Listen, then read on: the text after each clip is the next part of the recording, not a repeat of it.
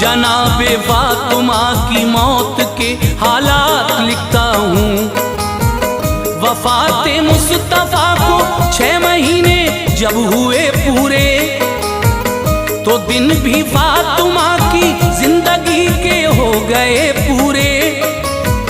बताया था नबी ने मेरी बेटी रह न पाओगी, मेरे बस 6 महीने बाद इस दुनिया से जाओगी।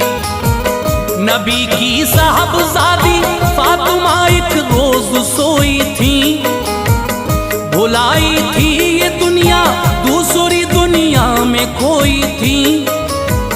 मोहम्मद मुस्तफा तशरीफ लाए फातिमा के घर, कोई शय ढूंढते थे जाने रहमत पारसा के घर। कहा ज़हरा